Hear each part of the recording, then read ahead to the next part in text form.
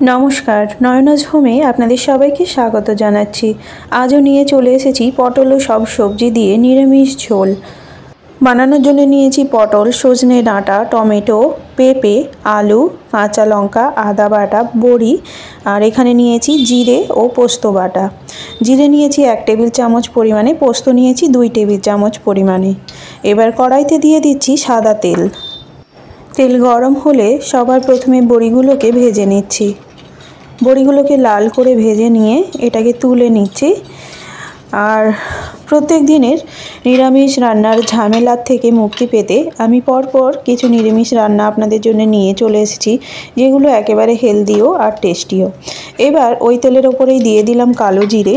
কালো জিরে দেওয়ার পর দিয়ে দিচ্ছি পটল আর দিয়ে দিচ্ছি আলু। পটল আর আলুগুলোকে ভালোভাবে ভেজে নেব। আর কালো জিরে দিয়েছি 1/2 টিস্পুন পরিমাণে। এবার দিয়ে দিচ্ছি সামান্য পরিমাণে লবণ আর দিয়ে দিচ্ছি সামান্য পরিমাণে হলুদের গুঁড়ো। যেটা দিয়ে পটল আর আলুটাকে একটু কষিয়ে নিচ্ছি। আর এটাকে ঢাকনা দিয়ে নেব যাতে কিছুটা পরিমাণে আলু সেদ্ধ হয়ে যায় আর পটলটাও সেদ্ধ হয়ে যায়। পটল আর আলুটা এখানে দেখতে পাচ্ছেন ভাজা ভাজা হয়ে গেছে। আর এখানে আর কোনো তেল আমি ব্যবহার করছি না, একেবারেই এই পটল আলুর ওপরে মশলাগুলো দিয়ে দিচ্ছি। এখানে দিয়ে দিলাম 2টো তেজপাতা, দিয়ে দিলাম 1 টেবিল চামচ পরিমাণে আদা বাটা, দিয়ে দিলাম কাঁচা লঙ্কা। এবার দিয়ে দিচ্ছি টমেটো কুচি। এবার ভালোভাবে মশলাগুলোকে নেড়ে চেড়ে নিচ্ছি। আর নিরামিষের দিন অনেক ঝামেলা হয় বাড়িতে, তাই আপনাদের ঝামেলা কমাতে পরপর কিছু নিরামিষ রেসিপি আমি আপনাদের জন্য নিয়ে চলে এসেছি। এবার একটা ঢাকনা দিয়ে দিচ্ছি যাতে মশলাটা একটু কষা কষা হয়ে যায়। দেখতেই পাচ্ছেন টমেটোটা একটু সেদ্ধ হয়ে গেছে। আর গ্যাস রেখেছি কিন্তু মিডিয়াম ফ্লেমে। এবার আমি অ্যাড করে দিলাম পেঁপে আর সজনে ডাঁটা। এখানে দিয়ে দিচ্ছি পরিমাণ মতো লবণ আর দিয়ে দিচ্ছি পরিমাণ মতো হলুদের গুঁড়ো।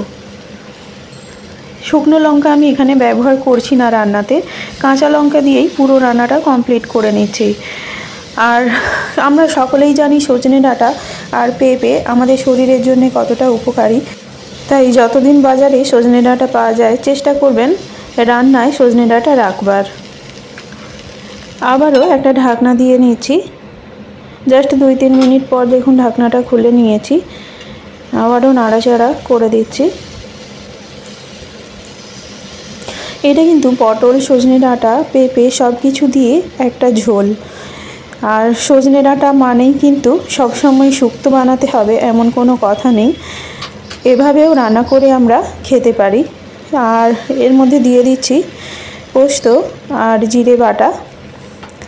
এখানে অ্যাড করে দিচ্ছি কিছুটা পরিমাণে জল। আবারও ভালোভাবে নেড়ে চেড়ে নিচ্ছি।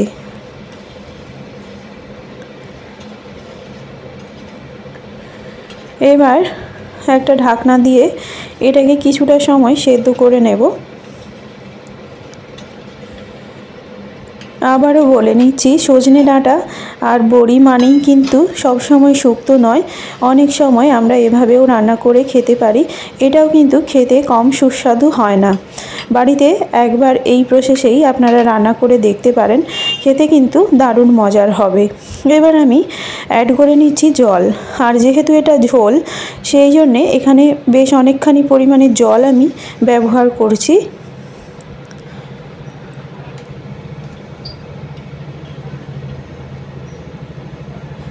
এবার ঢাকনা লাগিয়ে ভালোভাবে সব সবজিকে সেদ্ধ করে নিচ্ছি।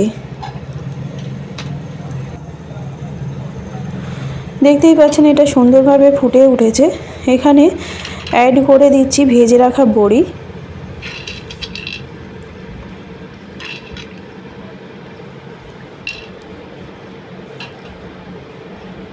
আবারও নেড়ে চেড়ে দিচ্ছি।